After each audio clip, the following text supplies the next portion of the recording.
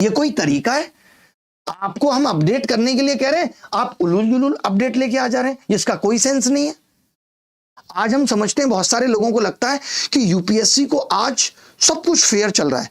आपको मालूम है, हिंदी माध्यम की कोचिंग बस आईएएस बनने के सपने बेच रही है आज, और रिजल्ट हिंदी माध्यम का 2 से 3% भी नहीं है। जरा देखिए, 2020 में 571 बच्चे बैठे थे मेंस में, प्री में तो ऐसा कुछ है नहीं, मेंस में, और सिलेक्शन 10 लोगों का हुआ, 1 से 2%। 2021 में 486 बैठे थे, 1.5% का हुआ है।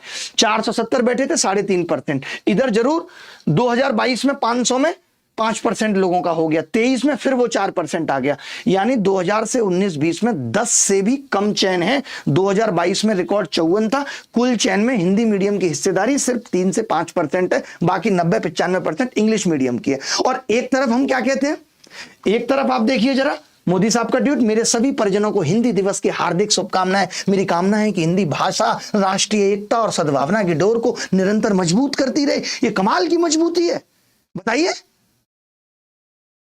मैं बता दूं, हमारी हिंदी की बिंदी भी बोलती है, इंग्लिश के तो अक्षर भी साइलेंट हो जाते हैं बहुत। ये ताकत है हमारी हिंदी में। और अब आप सोचेंगे ऐसा हो क्यों रहा है, क्योंकि ये अजीब व गरीब चीज पूछ रहे हैं। देखना इस सवाल को, यूपीएससी के एसए पेपर 2021 में, द रियल इज रेशनल और द रेशनल इज रियल। यहां ये रेशनल का मतलब बता रहे हैं यथार्थ, और यहां पे क्या कह रहे हैं, कोऑपरेटिव फेडरलिज्म, मिथ और रियलिटी। यहां पे रियलिटी का मतलब बता रहे हैं यथार्थ। इनको खुद नहीं पता कि यथार्थ है क्या। कहीं ये प्रश्न में रियलिटी को यथार्थ कहते हैं, सेम जगह ये रेशनल को यथार्थ कहते हैं, जबकि रेशनल तर्क संगत होता है। और एक गलती नहीं है ऐसी इनकी, 2021 में भी की इन्होंने, 18 में भी की, 22 में भी की। अनएक्नॉलेज्ड का मतलब क्या होता है? एक्नॉलेजमेंट का मतलब होता है स्वीकृति।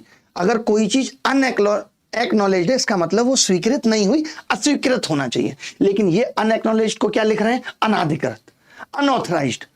और ऐसी एक गलती नहीं है, तमाम गलती है इनकी। परसेशन को धारणा लिख रहे हैं, जबकि इसका मतलब मनाना होता है। एक जगह इनका अर्थ बदल जाता है। सहानुभूति को ये इंपैथी कह रहे हैं, इनको ये नहीं पता कि इंपैथी और सिंपैथी में क्या अंतर है, क्योंकि इनकी सिंपैथी बच्चों के लिए बची ही नहीं है। तो ऐसा नहीं है कि गड़बड़ हो नहीं रही। वो मुझे बात याद आती है श्री कृष्ण की कि चुप रहना समझदारी है, पर मौन रहकर अन्याय सहना अपराध है। और अब तक हम